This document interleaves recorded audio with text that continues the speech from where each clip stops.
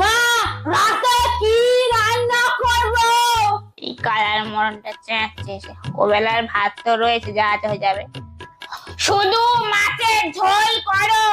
হ্যাঁ, এ ভগবান, শুনতে পাইনি রে।